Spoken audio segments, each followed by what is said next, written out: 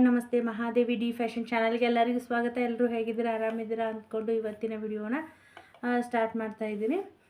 ಹಾಗೆ ಯಾರೆಲ್ಲ ಇನ್ನೂ ಸಬ್ಸ್ಕ್ರೈಬ್ ಮಾಡಿದೆ ನಮ್ಮ ಚಾನಲ್ನ ನೋಡ್ಲಾತಿರಲ್ಲ, ಪ್ಲೀಸ್ ಸಬ್ಸ್ಕ್ರೈಬ್ ಮಾಡ್ಕೊಳ್ಳಿ. ಫ್ರೆಂಡ್ಸ್ಗೆ, ಫ್ಯಾಮಿಲಿ ಮೆಂಬರ್ಸ್ಗೆ ಆದಷ್ಟು ಶೇರ್ ಮಾಡಿ. ಪ್ರತಿಯೊಂದು ವಿಡಿಯೋನ ಸ್ಕಿಪ್ ಮಾಡ್ತೀನಿ, ಪೂರ್ತಿಯಾಗಿ ನೋಡಿ. ಇಷ್ಟ ಆಯಿತು ಅಂತಂದರೆ ಒಂದು ಲೈಕ್ ಕೊಡಿ. ಇವತ್ತು ಸಿಂಪಲ್ಲಾಗಿ ನಾರ್ಮಲ್ ಬ್ಲೌಸ್ನ ನಾನು ಸ್ಟಿಚಿಂಗ ಮಾಡ್ಲಾಕತ್ತಿದ್ನಿ. ನಾರ್ಮಲ್ ಬ್ಲೌಸ್ ಒಳಗೆ ಹುಕ್ಸ್ ಪಟ್ಟಿ ಮತ್ತು ಕಾಜ್ ಪಟ್ಟಿನ ಯಾವ ರೀತಿಯಾಗಿ ನಾವು ಜೋಡಿಸ್ಬೇಕು ಅನ್ನೋದನ್ನು ನಿಮ್ಮ ಜೊತೆ ಶೇರ್ ಮಾಡ್ತಾಯಿದ್ದೀನಿ. ಸ್ಟಾರ್ಟಿಂಗ್ ಟೈಲರಿಂಗ್ ಮಾಡೋರಿಗೆ ತುಂಬ ಹೆಲ್ಪ್ಫುಲ್ ಆಗಿರ್ತಕ್ಕಂಥ ಒಂದು ವಿಡಿಯೋ ಇದು. ಎರಡು ಇವು ಸಮಾನವಿಲ್ಲ ಅಂಥೇಳಿ ಮೊದಲಿಗೆ ನಾವು ನೋಡ್ಕೋಬೇಕು. ಹೆಚ್ಚು ಕಡಿಮೆ ಬಂದಿದ್ವು ಅಂತಂದ್ರೆ ಸ್ವಲ್ಪ ಬಟ್ಟೆನ ರಿಮೂವ್ ಮಾಡಬೇಕು. ಇವಾಗ ನೋಡ್ತಾ ಇರ್ಬೋದು, ಕರೆಕ್ಟಾಗಿಯೇ ಬಂದಿದೆ. ಹಾಗೆ ಇಲ್ಲಿ ಬಟ್ಟೆನ ಕಟ್ ಮಾಡಿ ತೊಗೊಂಡಿದ್ದೀನಿ. ಇದು 2.25 ಇಂಚ್ ಆಗುವಷ್ಟು ಬಟ್ಟೆನ ಅಗಲ ತೊಗೊಂಡಿದ್ದೀನಿ. ಹಾಗೆ ಲೆಂತ್ ಏನೈತಲ್ಲ, ನಾವು ಇಲ್ಲಿ ಮೆಜರ್ಮೆಂಟ್ ಪ್ರಕಾರ ಎಷ್ಟು ಬಂದಿರ್ತೈತಲ್ಲ ಇದಕ್ಕಿಂತನೂ ಒಂದು ಅರ್ಧ ಇಂಚ್ ಆಗುವಷ್ಟು ಎಕ್ಸ್ಟ್ರಾ ತೊಗೊಂಡ್ರೆ ನಡಿತೈತಿ. ಯಾಕಂತಂದರೆ ಇಲ್ಲಿ ಪೈಪಿಂಗ್ ಮಾಡೋರಿದ್ವಲ್ವ, ಅದಕ್ಕೋಸ್ಕರ. ಇಲ್ಲ ನಾವು ಪೈಪಿಂಗ್ ಮಾಡೋಂಗಿಲ್ಲ, ಮೊದಲಿಗೆ ಅಸ್ತರ್ ಬ್ಲೌಸ್ ಅದು ಇದ್ವು ಅಂತಂದರೆ ನಾವು ಮೊದಲಿಗೆ ರೆಡಿ ಮಾಡಿದ್ವಿ ಅಂತಂದ್ರೆ ಸೊ ಇಲ್ಲಿ ಅರ್ಧ ಇಂಚು, ಇಲ್ಲಿ ಫೋಲ್ಡಿಂಗ್ ಮಾಡೋಕೆ ಅರ್ಧ ಇಂಚು, 1 ಇಂಚ್ ಎಕ್ಸ್ಟ್ರಾ ತೊಗೊಳ್ಳೋದು. ಇವಾಗ ಇಲ್ಲಿ ಒಂದು 1/2 ಇಂಚ್ ಎಕ್ಸ್ಟ್ರಾ ಆಗೋಷ್ಟು ಬಟ್ಟೆ ತೊಗೊಂಡ್ರೆ ನಡೀತೆ. ನಾನು ಅಂದಾಜಾಗಿ ಇವಾಗ ಲೆಂತ್ ಕಟ್ ಮಾಡಿದ್ದೀನಿ. ಸೊ ಇವಾಗ ಮೊದಲಿಗೆ ಬ್ಲೌಸ್ನ ಎಡಭಾಗದನ್ನು ಯಾವ ರೀತಿಯಾಗಿ ಜೋಡಿಸೋದು ಅಂತ ಹೇಳಿ ತೋರಿಸ್ತೀನಿ. ಹುಕ್ಸ್ ಪಟ್ಟಿನ ಇವಾಗ ಜಾಯಿಂಟ ಮಾಡ್ಲಕತ್ತೀನಿ.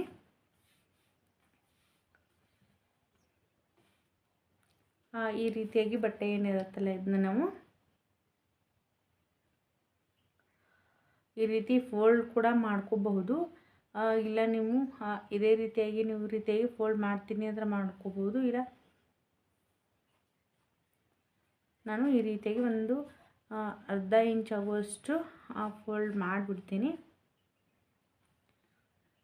ಕರೆಕ್ಟಾಗಿ ಇಲ್ಲಿ ಈ ರೀತಿ ಇಟ್ಕೊಂಡು 1/4 ಇಂಚು ಅಥವಾ ನಾವು ಕಟಿಂಗ್ ಮಾಡುವಾಗ ಸ್ಟಿಚಿಂಗ್ ಮಾರ್ಜಿನ್ಗೋಸ್ಕರ ಎಷ್ಟು ಎಕ್ಸ್ಟ್ರಾ ತೊಗೊಂಡಿರ್ತೀವಲ್ವ ಅಷ್ಟು ನಾವು ಇಲ್ಲಿ ಸ್ಟಿಚ್ನ ಹಾಕಬೇಕಾಗ್ತೈತಿ. ಇವಾಗ ಒಂದು 1/4 ಇಂಚ್ ಆಗುವಷ್ಟು ಸ್ಟಿಚ್ನ ಹಾಕ್ತೀನಿ.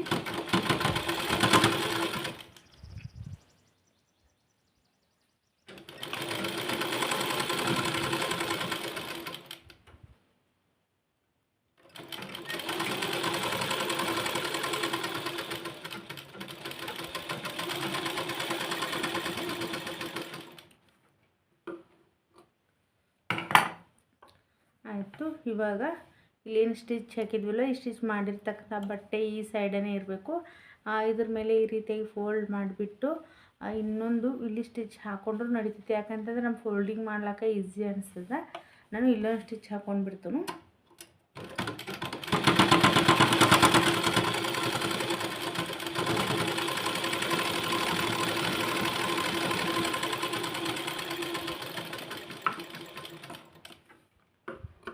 ಸೊ ನೆಕ್ಸ್ಟ್ ಇವಾಗ ಕಂಪ್ಲೀಟ್ ಆಯ್ತು ಇದು. ನೆಕ್ಸ್ಟ್ ಈ ರೀತಿಯಾಗಿ ಫೋಲ್ಡ್ ಮಾಡಿಬಿಟ್ಟು ಇಲ್ಲೊಂದು ಸ್ಟಿಚ್ ಹಾಕ್ತೀನಿ. ನಿಮಗೆ ಇದು ಸ್ಟಿಚ್ ಬೇಡ ಅಂತಂದರೆ ಇಲ್ಲಿ ಕೈವಲ್ಗೆ ಹಾಕಿಬಿಟ್ಟು ನಂತರ ನೀವು ಕೊನೆಯದಾಗಿ ಈ ಸ್ಟಿಚ್ನ ರಿಮೂವ್ ಮಾಡ್ಬೋದು. ಇವಾಗ ನಾನು ಇಲ್ಲಿ ಮೇಲ್ಗಡೆ ಸ್ಟಿಚ್ನ ಹಾಕ್ತೀನಿ.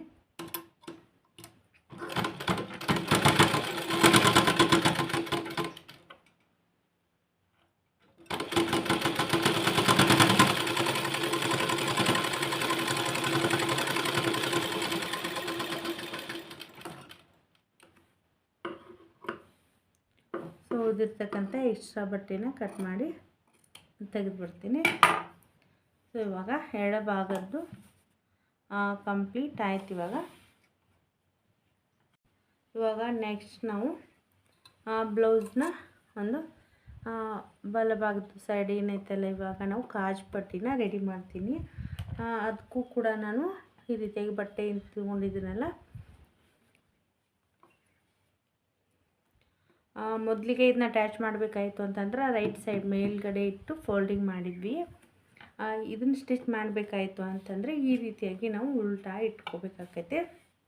ಅದೇ ರೀತಿಯಾಗಿ ಒಂದು ಅರ್ಧ ಇಂಚ್ ಆಗುವಷ್ಟು ಈ ರೀತಿಯಾಗಿ ಫೋಲ್ಡ್ ಮಾಡಿಬಿಟ್ಟು ಈ ರೀತಿಯಾಗಿ ನಾನು ಫೋಲ್ಡಿಂಗ್ ಮಾಡ್ತೀನಿ. ಮಾಡಿಬಿಟ್ಟು ಅದೇ ರೀತಿಯಾಗಿ ನಾವು ಒಂದು 1/4 ಇಂಚ್ ಆಗುವಷ್ಟು ಒಂದು ಸ್ಪೇಸ್ ಬಿಟ್ಟು ಒಂದು ಸ್ಟಿಚ್ನ ಹಾಕಬೇಕು.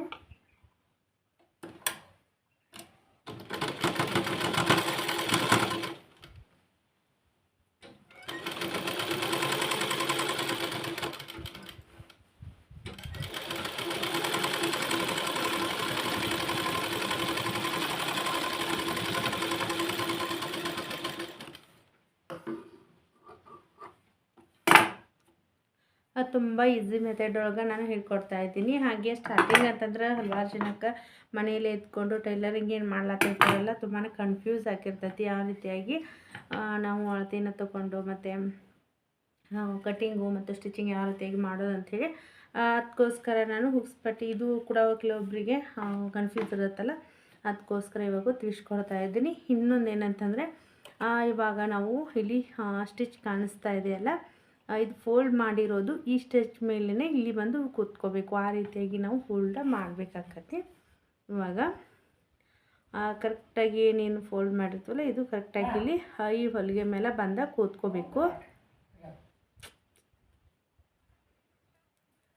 ಈ ರೀತಿಯಾಗಿ ಫೋಲ್ಡ್ ಮಾಡಬೇಕು. ನಾವು ಮಾಡಿಬಿಟ್ಟು ಈ ಸೈಡ್ ಒಂದು ಸ್ಟಿಚ್ ಹಾಕ್ತಾ ಹೋಗ್ತೀನಿ ನಾನು.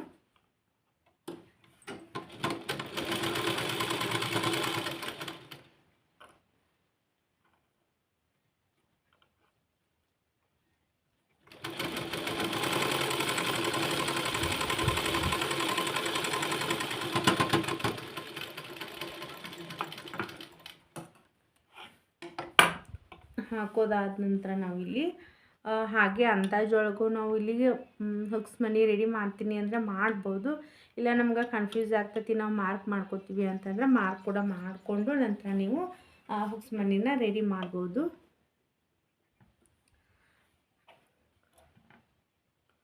ಸೊ ಈ ರೀತಿಯಾಗಿ ಫೋಲ್ಡ್ ಮಾಡಿಬಿಟ್ಟು ಸೆಂಟ್ರಲ್ಲಿ ಒಂದು ಮಾರ್ಕನ್ನು ಹಾಕಬೇಕು. ಸೆಂಟರ್ ಆದ ನಂತರ ಈ ರೀತಿಯಾಗಿ ಮಧ್ಯದಲ್ಲಿ ಇದನ್ನ ಏನು ಮೊದಲೇ ಹುಕ್ಸ್ ಮನಿ ಏನಿರುತ್ತಲ್ಲ ಕರೆಕ್ಟಾಗಿ ಇಲ್ಲಿ ಕೂತ್ಕೋಬೇಕು. ಈ ರೀತಿಯಾಗಿ ಮಾಡಿಬಿಟ್ಟು ಇಲ್ಲೊಂದು ಮತ್ತು ಅಂದರೆ ಹೆಚ್ಚು ಕಡಿಮೆ ಆಗಂಗಿಲ್ಲ, ಕರೆಕ್ಟಾಗಿಯೇ ಕೂತ್ಕೋತಾವೆ. ಈ ರೀತಿಯಾಗಿ ನಾವು ಅಳತೆ ಮಾಡೋದ್ರಿಂದ ಇನ್ನೊಂದು ಏನಂತಂದರೆ ನಮಗಿಲ್ಲಿ ಸ್ಟಿಚಿಂಗ್ ಕರೆಕ್ಟಾಗಿ ಎಲ್ಲಿಗೆ ನಾವು ಪೈಪಿಂಗ್ ಮಾಡ್ತೀವಲ್ಲ ಅಲ್ಲಿಗೆ ಒಂದು 1/4 ಇಂಚ್ ಆಗೋಷ್ಟು ಬಿಟ್ಬಿಡಬೇಕು ನಾವು ಪೈಪಿಂಗ್ ಬಟ್ಟೆನ ಅಟ್ಯಾಚ್ ಮಾಡೋದಕ್ಕೋಸ್ಕರ. ಸೊ ಇವಾಗ ಇಲ್ಲಿ ಮಾರ್ಕ್ ಮಾಡ್ತಾಯಿದ್ದೀನಿ ನೋಡಿ, ನಮಗೆ ಕರೆಕ್ಟಾಗಿ ಹುಕ್ಸ್ ಮನಿ ಇಲ್ಲಿಗೆ ಬರುತ್ತೆ. ಒಂದು ಇದ್ರದ್ದು ಅರ್ಧ ಅಂತಂದರೆ ಇಲ್ಲೊಂದು.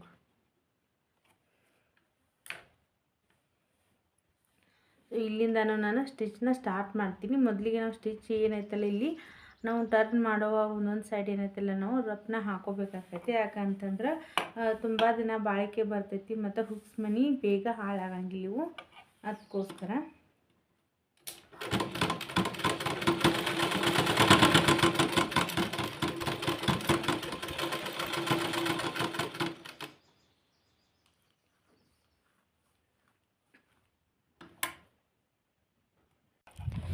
ಸೊ ಈ ರೀತಿ ಇವಾಗ ಟರ್ನ್ ಏನು ಮಾಡ್ತಿರ್ತೀವಲ್ವ ಇಲ್ಲಿ ಕೂಡ ನಾವು ರಪ್ಪ ಹಾಕೋಬೇಕಾಗೈತಿ.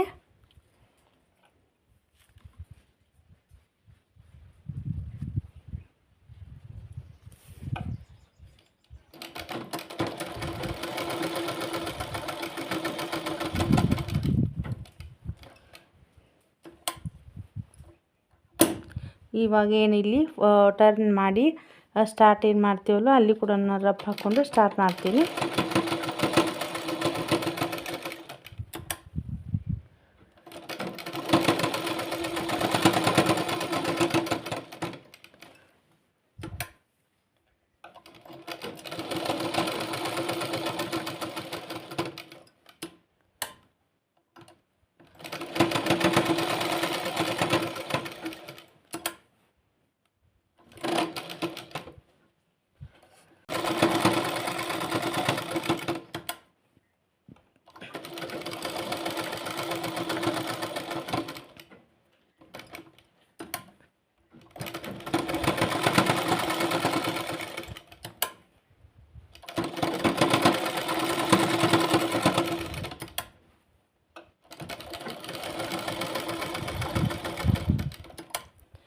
ಫೈನಲಾಗಿ ಏನೈತಲ್ಲ ಇಲ್ಲಿ ಒಂದು ಮಾರ್ಕ್ ಹಾಕಿದ್ವಲ್ಲ ನಾವು,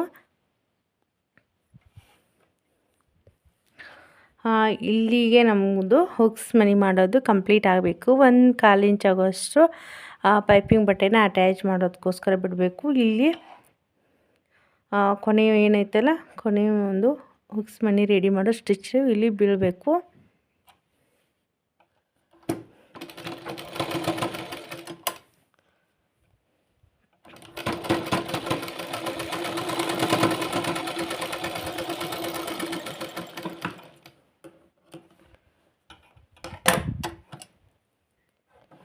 ಇವಾಗ ಎಕ್ಸ್ಟ್ರಾ ಬಟ್ಟೆನ ಕಟ್ ಮಾಡಿ ತೆಗಿತೀನಿ.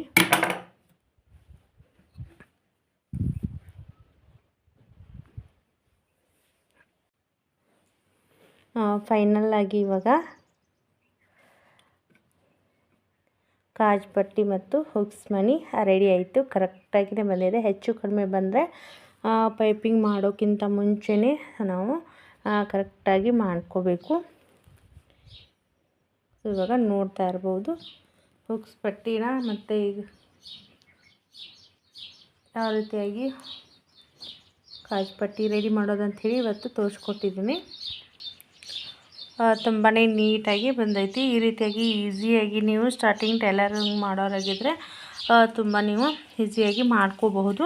ಇವಾಗ ನೋಡ್ತಾ ಇರ್ಬೋದು ಇಲ್ಲಿ ಒಂದೇನು ಸ್ಟಿಚ್ ಹಾಕಿದ್ನಲ್ಲ, ಇಲ್ಲಿ ನೀವು ಕೈಬಲ್ಲಿಗೆ ಹಾಕ್ಕೊಂಡು ನಂತರ ಇದು ನಿಮಗೆ ಸ್ಟಿಚ್ ಬೇಡ ಅಂತಂದರೆ ರಿಮೂವ್ ಮಾಡಬಹುದು. ನೋಡ್ತಾ ಇರ್ಬೋದು ಕೊರಳಿನ ಸೇಪ್ ಕೂಡ ನೋಡ್ತಾ ಇರ್ಬೋದು ತುಂಬಾ ನೀಟಾಗಿ ಬಂದೈತಿ. ಹಾಗೆ ನೆಕ್ಸ್ಟ್ ವಿಡಿಯೋ ಒಳಗೆ ಯಾವ ರೀತಿಯಾಗಿ ನಿಮಗೆ ಪೈಪಿಂಗ್ ಮಾಡೋದಂಥೇಳಿ ಆಲ್ರೆಡಿ ನಾನು ತಿಳಿಸ್ಕೊಟ್ಟೀನಿ. ನಿಮಗೆ ಯಾವ ರೀತಿ ವಿಡಿಯೋ ಬ್ಲೌಸ್ ಒಳಗೆ ಬೇಕು ಅಂತಂದರೆ ಕಮೆಂಟ್ ಮಾಡಿ. ಖಂಡಿತವಾಗ್ಲೂ ನಾನು ತಿಳಿಸ್ಕೊಡ್ಲಾಕ ನಾನು ಆದಷ್ಟು ನನ್ನ ಕೈಲೇ ಯಾವ ಮೆಥಡ್ ಒಳಗೆ ನಾನು ಸ್ಟಿಚಿಂಗ್ ಮಾಡ್ತೀನಲ್ಲ ಆ ಮೆಥಡ್ ಒಳಗೆ ನಿಮ್ಮ ಜೊತೆ ಶೇರ್ ಮಾಡ್ಲಿಕ್ಕೆ ಟ್ರೈ ಮಾಡ್ತೀನಿ ಅಂತ ಹೇಳ್ತಾ ಇವತ್ತಿನ ವಿಡಿಯೋನ ಇಲ್ಲಿಗೆ ಎಂಡ್ ಮಾಡ್ತಾಯಿದ್ದೀನಿ. ಹಾಗೆ ಯಾರೆಲ್ಲ ಇನ್ನೂ ನಮ್ಮ ಚಾನಲ್ನ ಸಬ್ಸ್ಕ್ರೈಬ್ ಮಾಡ್ಕೊಂಡಿಲ್ಲ ಅಲ್ಲ, ಸಬ್ಸ್ಕ್ರೈಬ್ ಮಾಡಿಕೊಂಡು ಪೂರ್ತಿಯಾಗಿ ವಿಡಿಯೋನ ನೋಡಿ ಇಷ್ಟ ಆಯಿತು ಅಂದರೆ ಲೈಕ್ ಕೊಡಿ, ಫ್ರೆಂಡ್ಸ್ಗೆ ಫ್ಯಾಮಿಲಿ ಮೆಂಬರ್ಸ್ಗೆ ಶೇರ್ ಮಾಡಿ ಅಂತ ಹೇಳ್ತಾ ಇವತ್ತಿನ ಒಂದು ವಿಡಿಯೋನ ಇಲ್ಲಿಗೆ ಎಂಡ್ ಮಾಡ್ಲಾಕತ್ತೀನಿ. ಯಾರೆಲ್ಲ ನೋಡ್ಲತ್ರ ಎಲ್ಲರಿಗೂ ಧನ್ಯವಾದಗಳು.